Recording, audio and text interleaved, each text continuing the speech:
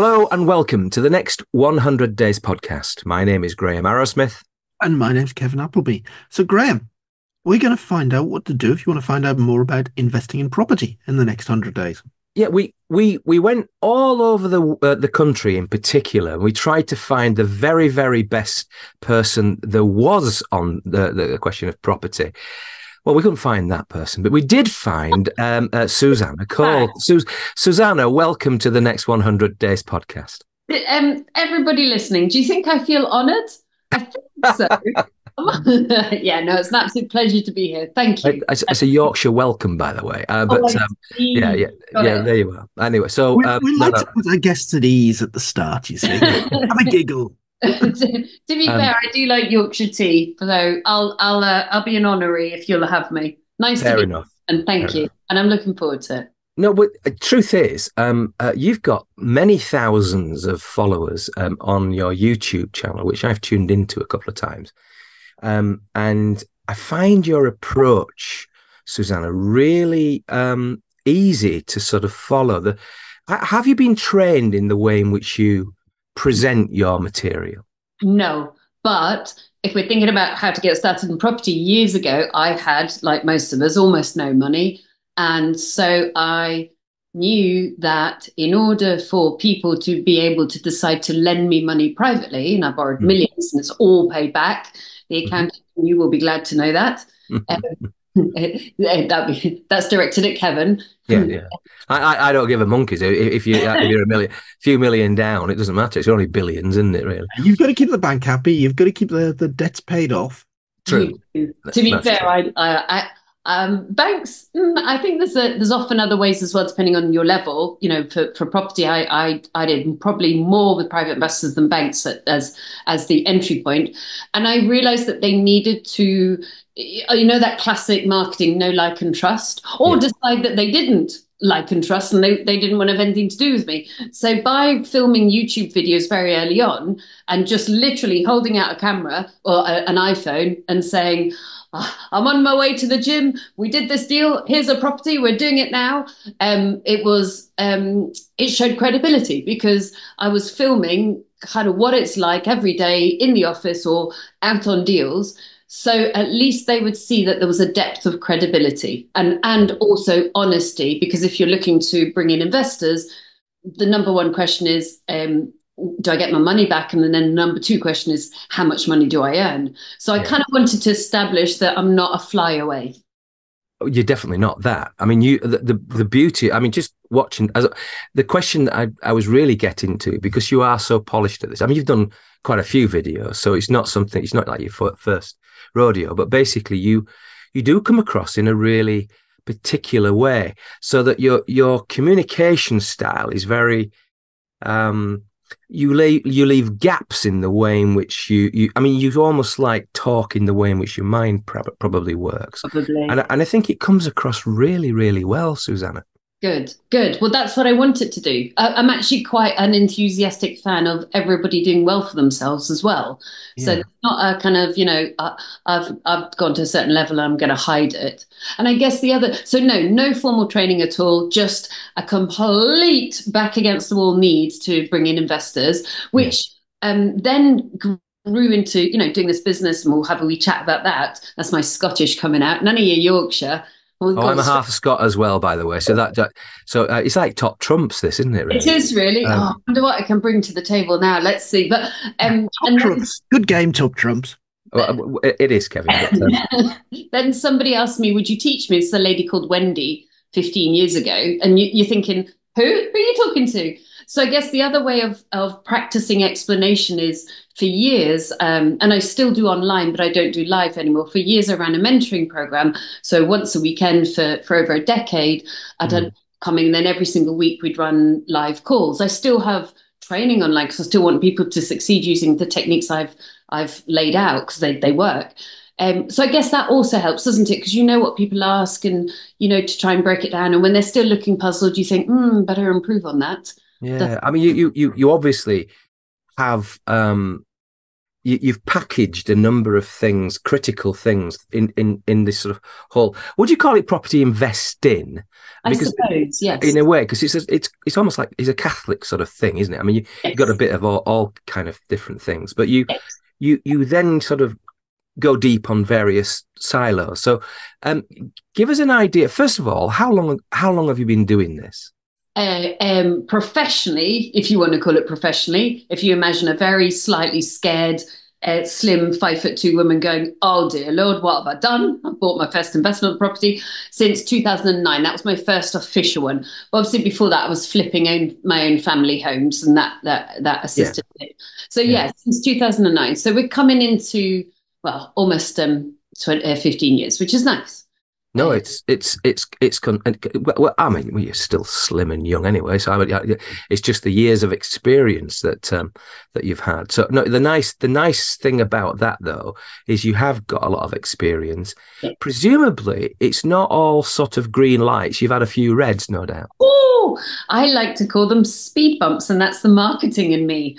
Oh my Lord, do you want a list of all the things that have gone wrong? Or you can give us a humorous sort of thing, or something where you now look back and or smile, thinking I was a bit dozy or whatever. But I mean, what was?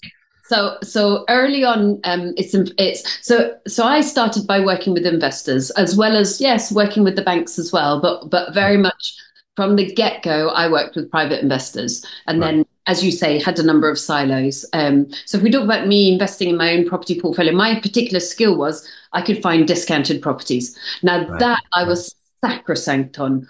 At no point, because you live or die, and I bet you guys have all known a bunch of property investors go bust. Mm-hmm. I've seen some quite talented property investors go bust, and they've been kind enough to explain to me how they went bust and what not to do, because they saw me as a kind of junior coming up the ranks, which is incredibly kind.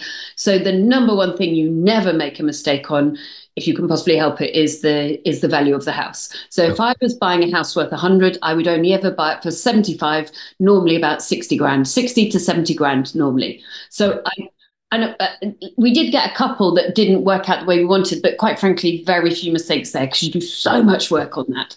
45 pieces of research. However, investor relationships. How about the time I'm flying up to Glasgow, because my parents live in Glasgow, the Scott thing again.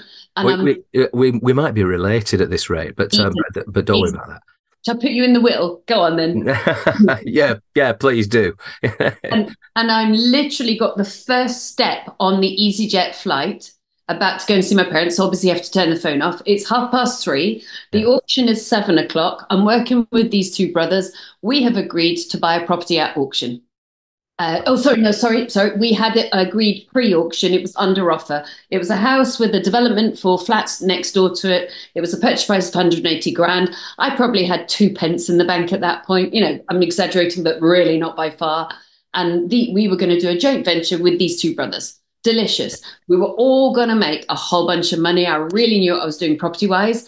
And they phoned me and said, "We're pulling out." 3:30. Auction is 7:00. We have to exchange before 7:00, or it goes to auction, because we've got it under offer pre. Got you. So then you've got 3-4 hours, apart from panicking? No, I don't, because I've got about 15 steps up the EasyJet flight. Then I have to turn off. Right. Sorry. You weren't in Glasgow then. You were on the plane up. I was about to get on that EasyJet. So I had 15 steps to decide. I mean, I did have a little bit of money, to be fair. Do I jump in here, pay the 10% reservation fee, and then panic like mad and go find investors within the 28-day auction period? So I went very slowly up the flight, and I transferred 18 grand, and then sat there shell-shocked on the flight, just going, what have I done? Because I didn't have the money to complete. They could have sued me for the difference. It could have been awful. So the mistake there was not having enough investors as backup. Now, I did find investors, but it was quite a sweaty visit to my parents, I have to tell you. Yes. Wow. And in the end, did you buy the property? Oh, bought it. Did it with investors. Job done. And with kindness. The other mistake was not to test those investors enough to the point that they have that because people have to have the gut feel to be an investor, and not everybody has got the kind of the heat is hot in the kitchen a little bit, and people always wobble at point of purchase. And you have talked about investors, and the problem is I'm bobbing around between different things here because I find your story so engaging. But if you were to think about investors, I mean, are these people? Yeah, here's 100,000, and they can do a lot more. But basically, you're not talking about, or are you talking about the guy who says, "Well, here's 25,000"? Or I mean, do you have a cutoff, or is it? No, you'll take any money as long as it's money. As long as it's legal, not laundered, and I'm doing a legal job on it. Right. And I like the investor, and also they're not going to turn into a bit of a prima donna or a non-committal. So I need to screen them for not committing or unlike Newcastle United, you wouldn't take nation state money then, would you? No. It's human beings. Sorry, Kevin. Was that dig? This property lark. It depends which way you are. But Susannah, talk me just through the economics of this for a moment. Yes. I'm putting a financial hat on in this podcast. We've got a step one that you're buying a property. Yes. With investors. Yes. And you're talking about probably paying 75% or thereabouts what it's worth. Yes. Absolute maximum. Normally I want to pay about 60%. Okay. Oh, right. So going forward then, you see the scope to sell the property. Yeah. 100% of what it's worth and make a lot of money. But a reasonable amount of money, never overpromise. Yes. Okay. So something's got to happen in between those two events to turn the value from 60% to 95% of what it's worth. Yes. What are you doing in that period? Well, it depends, she says, and I'm not trying to fudge. You got 3 different kind of scenarios, and then one scenario I would not suggest people do. So the first most beautiful scenario is almost nothing. And if you're not so years ago when I saw people talking about getting discounted deals, I don't know if you allow any swearing in this podcast, so I won't. No, don't swear, but every now and again it comes out sometimes. So I thought people were BSing. Should we just say that? I thought you're snake oil salesman at the front of a room. And there is a reasonable amount in my industry of that. So, but you genuinely can. So you can buy a property from somebody who's like a tired landlord. Like I did one where we did 8,400 refurb for 2 properties. How beautiful is that? So we did the bare minimum. We just, paint, carpet, change the kitchen knobs, change the kitchen worktop, probably change the tap or 2. That's it. Back out again on the market, split title, because this was bought from a landlord. And we made, I think it was 140 grand gross profit before tax, and then split that between 2.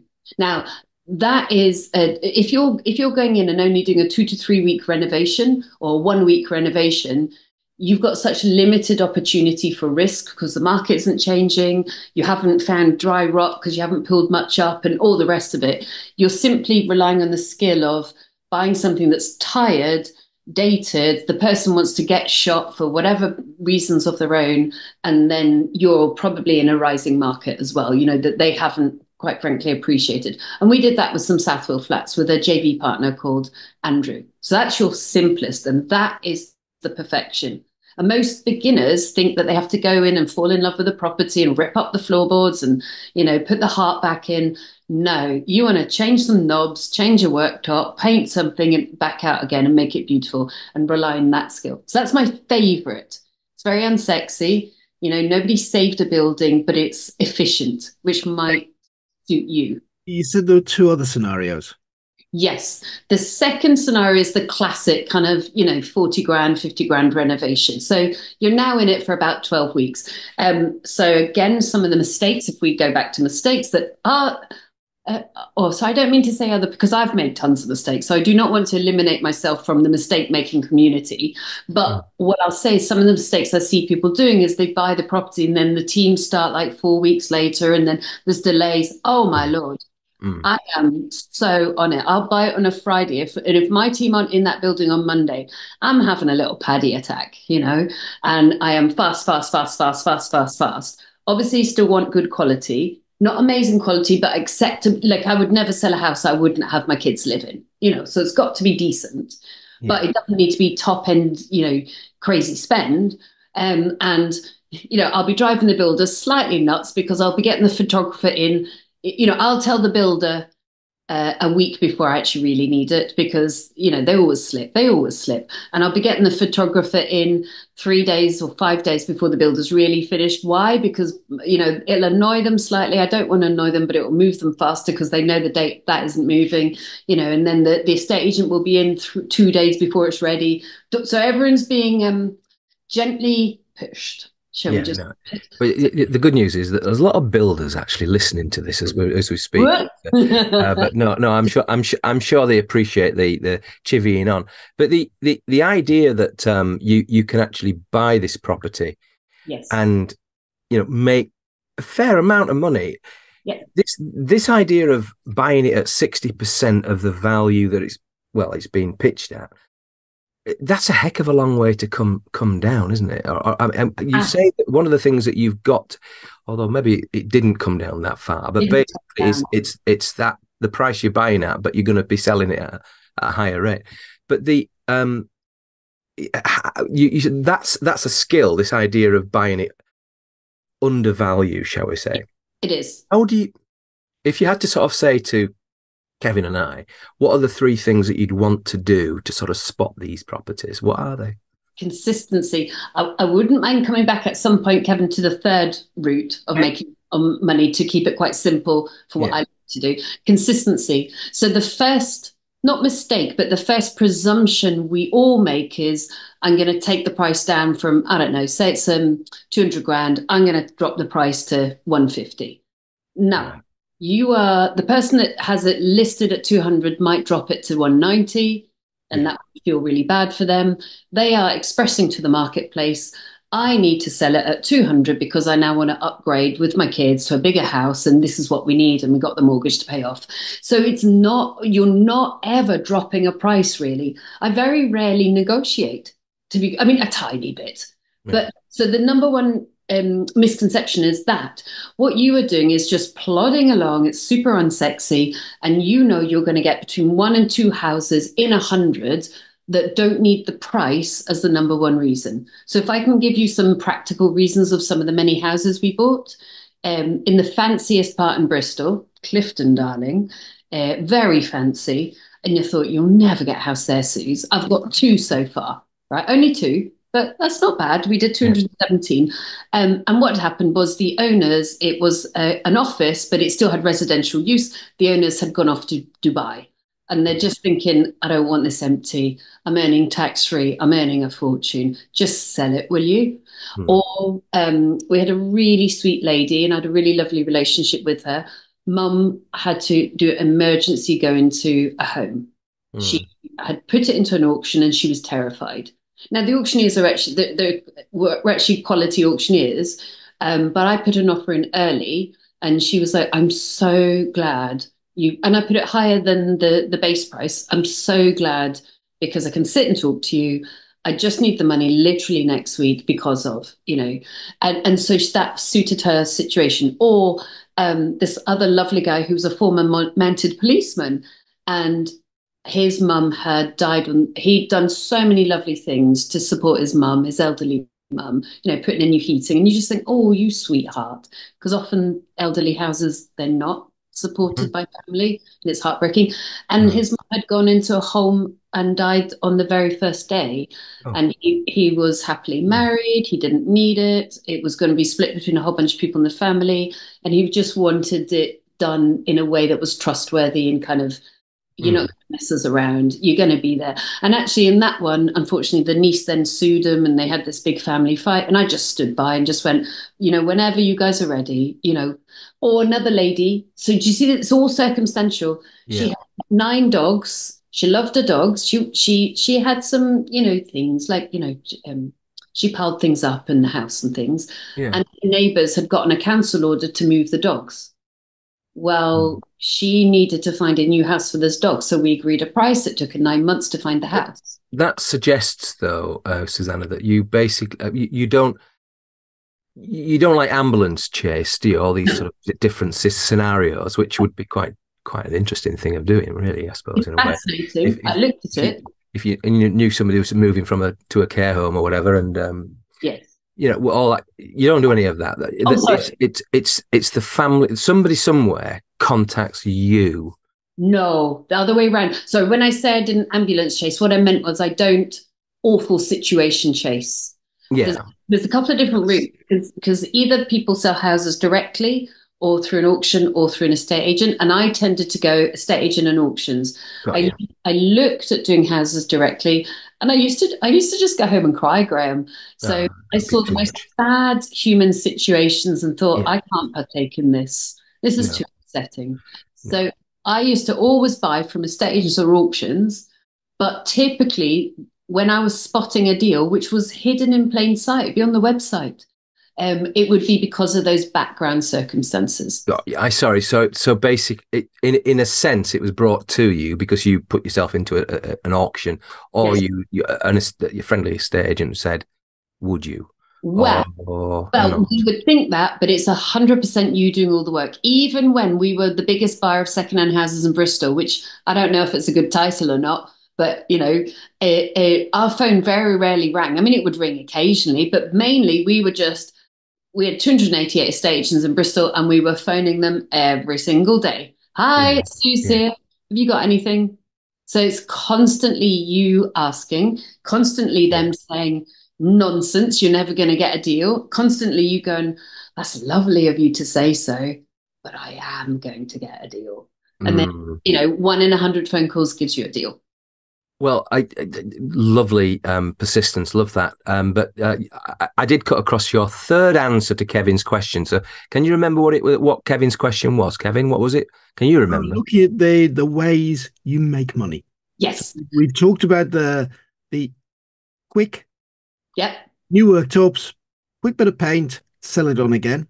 Yep. And we're talking about the big renovation. Yep. Or medium. Not doing any extensions. No. Then we've got a third one, which is one of my favorites, and it's probably you don't do it as a complete beginner. It is, I've spotted a house and it's got a delicious big garden, and on that estate I've spotted 7 other houses on the corner just like this one, and they've all had planning for either a second house in the garden or a massive extension, etc. So you never go first because you can't afford to. If you're at the beginning, you don't have deep pockets. But if you can see precedents, then what you do, Kevin, is you grab the house, sometimes at price that it's worth, but then you add in the planning permission and then you sell the whole thing on. So the opportunity. So for example, in one of my houses, I just cut off the garden, added planning permission, and then how much did I sell the plot? Oh yeah, sold the plot for 70 grand. Right, it was 70 grand out of a bit of grass. Yeah, and which somebody eventually came along and built a property on. Yes, and you couldn't make it up. His name was Bob the Builder. Oh wow. Well, no, but he's a long time listener. Is Bob the Builder? But maybe it's not. Nowhere in this model are we buying a house in order to rent it. Oh, yes, we are. I'm just talking about the flipping side. Oh my goodness, I'm a keeper. Like you flip because you have to, and you're like, I tended to flip with JV partners. So I'm not proposing this, but just say you guys were like, Suze, we've got some money, you do the work, and I'd be like, all right, folks. It would go into your name. That's for my psychology. That's not even for your psychology. Although for you, it feels much safer. So you buy it in whichever way, whether it's cash or, bridging or whatever. You hand over the renovation cost to me, fixed price contract, but we both know it could go up because we know Bob, And also we know houses, things happen. Hmm. And I do all the work and I report into you guys on a weekly basis. And then we split the profit 50-50. So one party funds, one party works. Yeah. And the only reason I used to put it in your name, okay, technically it would help you feel more comfortable because you're in the house, was because it stopped me keeping them. So then I had to have more cash flow in. No, my favorite is keeping. I love keeping. Buy, refurb, refinance, and rent out. 5-bedroom student HMOs, all the way, job done. Tick. Easy. But you are in a university city, and not everybody Yes. has the luxury of that. I mean, I'm probably 9 miles away from the nearest university. Nobody's going to live out here. So basically, from that point of view, that market isn't there. Not to say there aren't renters or rental opportunities, but university renting must be, well, I don't mean a doddle, but you look at the big rental markets in the north, Leeds, and you just go across the M62 corridor. Is there still a huge market in student rental? Certainly in Newcastle, where I did have a house for a while. It was actually rented to my son and his friends while he was at university. And then we made the decision afterwards. The original plan was to keep. We made the decision to sell. But I move on sort of 10, 15 years on, and I see huge amounts of student new build. Yeah. To the point that a lot of private landlords have left the market. I know. And then there's the Section 24. So lots more private landlords have left the market. And then there's Airbnb. And so what does that leave you? Supply and demand. And also students, the new builds are nice, and they are. But do you remember being a student? I couldn't wait to move out of halls. Like, I loved the food and everything was nice, but I wanted to be a grown-up. I wanted to live in my own house with my friends. But they're not grown-ups now, though, are they? I mean, let's face it, the lecturers are... Anyway, I could get into all kinds of trouble by talking about them being left-wing biased and all that kind of stuff. But, it's my podcast, so basically we can say what we like, can't we, Kevin? And to give you an idea, in Bristol, is there a market? Yes. So we're currently recording December. I've already got 25% of my student properties contracted out for the students to move in next July. The rents have gone up anywhere between 10 and 17%, all parental guarantors, and they pay on a quarterly basis. Job done. So I always find that a bit annoying that you secure it in July, but they don't actually turn up to the property until about September, October. Oh, my guys do, because I think Bristol, again, people love being in Bristol. Oh, I see. Okay. All right. Yes. I didn't start with students. I started with professional HMOs and I started with single lets. And then I looked at efficiency in property and thought, blimey, professional HMOs where you do individual room rents. Oh, heck. I've got all these people like moving in and moving out. It's really inefficient. I'm running it all in-house. What on earth is going on? Let's move to a more efficient model. I wanted to ask you a question about your business. I'm looking at your website now. And by the way, if anybody's interested in Susannah, and you should be by now because she doesn't half know her stuff, her website is called thegoodpropertycompany.co.uk. Now, that is, first of all, it's a great site, and there's some wonderful videos there, and some great lighting in the videos, I noticed. Just a lovely, well put together website, and I credit you with that. But you've got all kinds of ways in which you're inveigling people into your sort of network sort of thing, and you've got a 60-day academy.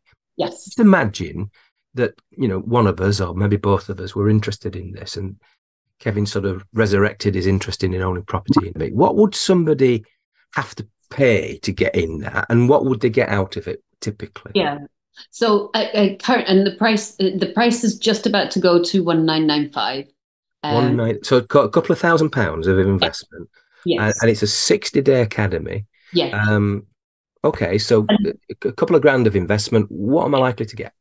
So I actually have 4 academies, and I don't want this to be massive advertising for my staff, but I have 4 academies because, as you say, the silos. So the deal packaging and the flipping are the 2 most popular. And I think it's because people need cash to start off with. So flipping, we kind of talked about. It's, learning to buy and sell in all the different ways, and also learning to do it when you haven't got the money, hey guys, do you want to do a project together? Yeah.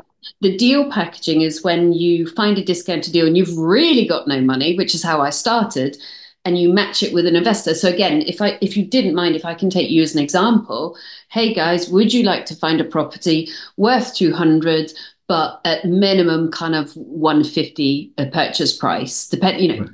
and you say, yes, please. And I say, great, I'll go shopping then. And then I present it to a bunch of investors. And the first person to grab it pays a fee of 5%. So and then you guys get your mortgages sorted out and all the rest of it. And, 10 weeks later, I get paid, you get your house, everybody's a winner, chicken dinner. And then I've got like how to find investors and how to basically be a property investor. But the two main ones that people seem to really want are those early start cash ones. And because it's online, of course, everyone can have that kind of lifetime, I mean, probably it won't be online when I'm 90, but, for years and years and years. And they're really going in, and I'm such a little geek. They're going in and they grab all my systems, but also I just teach them through the steps. And then I also talk about all mistakes and lots of exercises and workbooks. So it's pretty in depth, to be honest, as you probably imagine from my chat already. Yeah, but the nice thing is, it's so well presented. So you're not annoying in any way whatsoever. I mean, Kevin and I, and particularly me, are. So you're getting away with it. But the beauty is that you could actually take somebody from almost zero to at least their first deal. And if they've dropped a couple of grand in the meantime to get that knowledge, which I don't have, I've, since I started investing when I was in my first job, I've just not touched property, indirectly, of course, but not directly. Yes. And I figured that I own an house, and that's what the house is there for. But other people are using it for pensions and so forth. And to a point, I'm fairly jealous of them. Having said that, I'm not. So, I don't. Why not? What is? Well, because I've done other things with the money. So basically, so I chose to do other things. I'm not going to regret something that I didn't do 30 odd years ago. And so, from my point of view, I do like what you're saying. And it's almost like, well, let's assume that another 30 years to live, maybe it could actually contribute to a pension. Oh, yeah. Yeah. And actually, not to bring too much of a Debbie Downer, it was also, it can contribute to lovely, fun stuff. Yeah. Like I now live half Bristol and half Barcelona. I bought my apartment in Barcelona for cash because I'd done property. You just like 15 years ago, that had been unthinkable. My kids were really small. I was the only parent in the family, and therefore, no plan B. It was pretty tough. Charity shop for the kids' clothes kind of stuff, without being sob story because it's not my bag. But it was, it was I think I had a tenner a month to spend on me. And that was it, because otherwise you're coming out of your budget, and nobody wants to do that as head of family. So there's all the fun stuff, but also without being too Debbie Downer, I've just had, I mean, I'm normally super healthy, but I've had a period where I've been hit by fairly serious health issues, and I didn't work for 3 years. You're talking to me, I'm literally just a couple of weeks back to work after 3 years. Wow. And that is property. So the rental income, which is, Kevin, my long-term goal, more than buying and selling, the rental income just kept coming in. And hang on, I'm just going to watch the accountant's face now. Now, our beloved NHS cannot cope, and we see that. There are pockets of amazingness and pockets of not coping, so we don't need to go into any conversations about it, but I'm just going to watch his face now. I've spent 150 grand on my own health, and I pay quite a lot of tax, and it's not appropriate because I contribute to our country, but in order to keep myself alive, I did that. Property did that. So, property gives that security. I'm a real fan for me. And this is genuine passive income.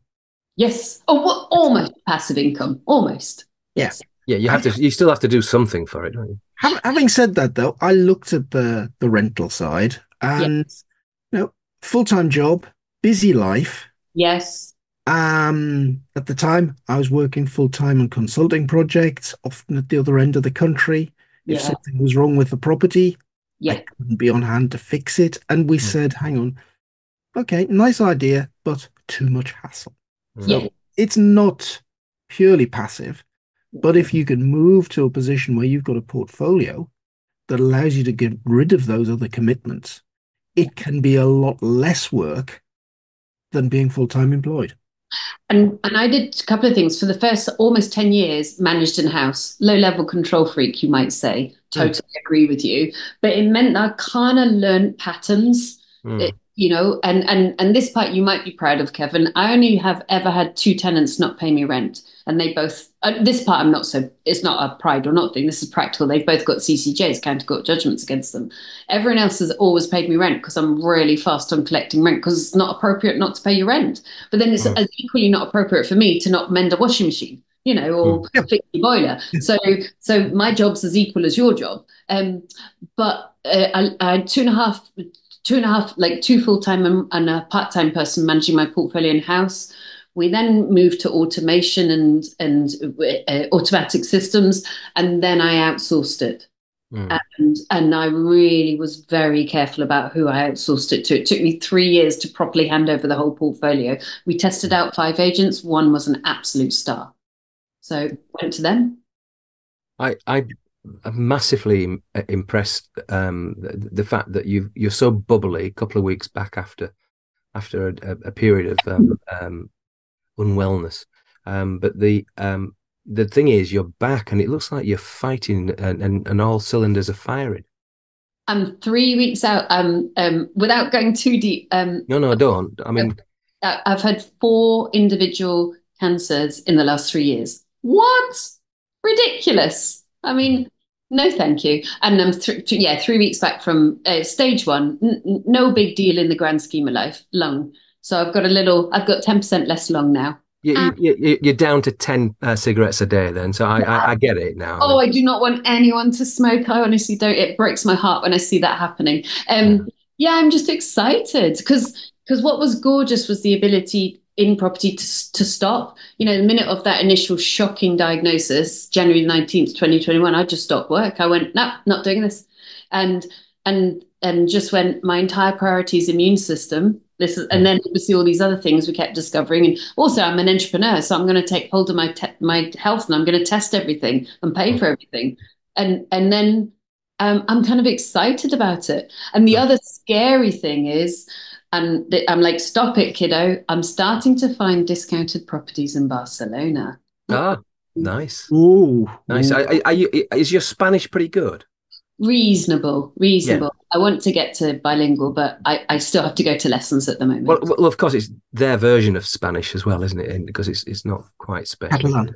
Well, yes, I'm starting with Spanish first. Yes, yeah. So that skill, or that sort of, it's almost innate now. It must be with you guys with accounting or with marketing. You've done it to the point you're unconsciously competent at it. Mm. I'm like, stop it, Susannah, put your hand down as I find another deal. I'm like, what? No. I think you got that mixed up. We're consciously incompetent. That's why we're still trying to do it. But no, it's not. It's not really true. But I have to say though, your the ability to have two homes or effectively have two homes. I've never really been in that position. But when you get out to Barcelona, is your property sort of maintained, as it were? 'Cause you're not always there, right? Or have you got family there? My son lives literally in the next street, although clearly at 27, he's like, I'm so independent. And you're like, you so are. Yes. And he helped renovate it because all this happened at the same time. But it's been fully renovated. In fact, my handyman Joe and friend came out and so it was fully renovated. I mean, Spanish builders are rather fascinating. There was one. He used to take a siesta in my bed. It wasn't a sexual thing. He was like, well, I'm sleeping. And I'm like, out of my bed. That's my bed. You can't take a siesta in my bed. Well, I do like that idea, don't you? I mean, if you're feeling a little bit sort of, you've had an hard morning, 20 minutes in bed is great. It's great. Then it kicks you on for the rest of the day. Yeah, it's crucial to bring your own sleeping bag. Yes, thank you. You get the point. But no, I'm there 6 months of the year. I'm on great terms with my neighbours, and if there was an emergency, so I fly over from Bristol with a little backpack, jump in on a bus to the centre of town, jump on the city bike scheme, cycle to my flat, and go, honey, I'm home. And that's it. Love it. Wow, I love it. It just sounds so, I don't know, so romantic in some ways, and you'll be quite well known at certain local restaurants as well, won't you? Because you probably won't eat in all the time. I mean, at the end of the day, why live in Barcelona and not eat out? But what a wonderful life. Yeah, 9 minutes from the beach. And with that, kind of sideways kick that life decided to be a bit naughty, Yeah, it was an absolute pleasure to just sort of go there and kind of go to the beach, not the beach, but, go swimming in the morning, yeah, and just sort of absorb all of these quite difficult things that were happening yeah. and say, kept, looked after, you see what I mean, in my mind as well, which is nice. Well, you do look very, very well, and I have to say, you are a fascinating guest. I mean, Kevin, you must have one last question because we could go on all day, but at the end of the day, let's get the best question you could possibly ask, Susannah. I suppose, Susannah, you're there. You've found somewhere in Barcelona. You've picked it up at presumably a discounted price, renovated it for yourself. Yeah. You've got a home in Bristol. Yeah. How often do you get tempted to flip your own personal property because you find something else? Well, look, you can see there's Good question, Kevin. Well done. Yes. Do you know, I mean, I live in a beautiful Georgian house here, and I love decoration, and I'm a genuinely materialistic person in the way that I'm not saying I'm like a museum. The V&A is a materialistic museum showing beautiful, interesting things. I like beautiful, interesting things. Some people do, some people don't. I do. So I have beautifully renovated this house and I love it. But the thing I love most is my neighbors, particularly obviously, when you're a little bit down in life, when circumstances have pulled the rug, my adorable neighbors were just, my next door neighbor who's 86, Carolyn, rhymes with sin and gin, was her introduction to me. She's like, well, your mum's up in Glasgow, so I can be your Bristol mum. And she used to bring around little pots of soup, leave them on the doorstep with friendly notes. And you just think, I don't want to not be around you. You're lovely. So it is a very good observation there that, you were talking about passive income, we're talking about security and things like that, that it's really important to have these things around you that give you a foundation. Yeah. And that, again, not to try and drag us down in any shape or form, because obviously this all happened in COVID, because why would you not do 4 cancers in COVID? I mean, amateur otherwise. I'm laughing, but it wasn't always that much fun. And so I was in a support group with Penny Brown, which is an amazing charity. And I would never say what I did or the fact that I could, and also I'm a researcher, so I'm going to try everything to try and stay alive.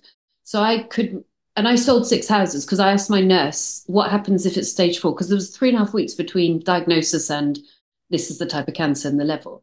So that's pretty torturous. And she said, if it's stage 4, we stop treating you. Yeah, there's another connection as well, which we don't want to go into, given that it's even 40 years ago, it still hurts. But that said, the question I have for you, go on. So my answer to me, I obviously stayed polite to her, much catch more bees with honey than vinegar, was I immediately sold 6 houses. Right. So I had a big, big war chest in case life really was awful. And so again, it gives you that choice to a degree. So when I'm in this support group with these lovely other people, all of us struggling with this awful news, and I'm seeing people that are saying, well, I can't, can I do this test? And I'm like, okay, here's the test, like a support, a colleague. And then, well, that's £200 or £300. I can't afford it. My heart was breaking for them. You think that could really help you, So property gave that gift. And I found it really distressing that people couldn't get everything that was available. I'm conscious of time, but the one question I have for you is, you talk about how investors are so important to you and have been throughout your property career. Yes. What's the sort of secret sauce of acquiring new investors? Art and science. The art being they can tell you're honest, that you would just work your socks off if and occasionally when a project goes wrong, to try everything in your power. There'd be no running away. But at the same time, there's also recognition you've both gone into this knowing it's a risk, but at no point are you shifting anything. You're gonna dig every hole, not hole, but dig and try and make it work. And we did have a couple of projects that were not profitable, but almost all were. So you're not going to guarantee a return if it's based on the flip, but they're just going to know who you are as you're going to invest. And if you sort of totaled up all the investor funded developments that you've been involved in, and you said, and I'm annualizing the return that they're getting, what would that be roughly? Would it be 10? Would it be 20? Would it be more? I don't know the answer to that. And I should do that maths because obviously I have a spreadsheet of everything that we did, but I haven't done that. So when I borrowed money directly from them, I close your ears, close your ears, please, Kevin. I used to, when interest rates were like 0.5% or something, I used to pay 12%. Then I went up to paying 16.67% at some times. Okay, awful. But I got the money in, I refinanced it, paid them back out the mortgage. But then the science part is 1 in 10 people has money. 1 in 2 of those will say yes to you if you meet with them between 5 and 9 times. Right. Okay. Fine. Okay. Well, I that's really interesting stuff. I'd love to be able to talk about that another time with you because, to be honest with you, it's a really interesting thing. But I want to sort of say a massive thank you to Susannah Cole for joining us today on the Next 100 Days podcast.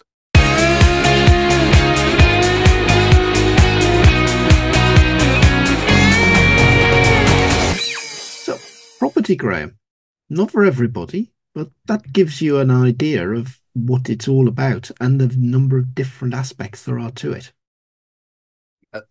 Yes. I actually think the investment in the 60-day academy is quite modest when you think what you could and probably should make back from property investing. And so I think it's something you only want to be taught by somebody who's done it, is doing it, and is doing it extremely well. And if I think about today, if I was jumping into this, which I'm not, I've got no intention of jumping into this at all. But would either of us known straight off that you look for houses that you're paying 60 to 75% of value? Or would we have thought, oh, it's a good deal because I've got it at 80% of value, 85% of value? No, there's one piece of gold that Susannah's given us about how you approach some of these investments. Yeah, I mean, that's just on a podcast for free. So if you say there are probably 10 or 20 similar sorts of lessons that you probably only need to hear once, but that's your reason for going and buying that particular product. Well, very similar, shall we say, similar but not quite the same property investing podcast that we did a few months ago with Wakas Khan and Sheetal Patel. Similar sort of things, and I've worked with them for a while, and basically their first part of, if you like, the first block almost is to actually buy a distressed rate or a discounted rate, as Susannah would have said. So basically, it's known to me, but I guess up to a point, she's offering almost like a formulaic way of actually doing this, and for somebody who's seeking that second job, etc., then I think it could be an extremely, an extremely profitable thing. Plus, and particularly for her personal circumstances, Kevin, where she's had a pretty tough time of it in the last few years, it provided her an awful lot of, shall we say, latitude financially. Absolutely. So, I mean, good for her family. And I'd love the idea that she can scoot off to Barcelona and just kick back a bit. I mean, that does sound appealing. Does. Now that might be the only way I go back to thinking about buying property. Somewhere to scoot away to like that. You just want one of your kids or grandkids to pick up a place in in Barcelona or something like that, and then you have to go out there and you get Susannah to buy you a place. But yeah, it's been a really interesting podcast, and it's the first of this year, which is 2024. So, Kevin, let me be the first to say Happy New Year to you.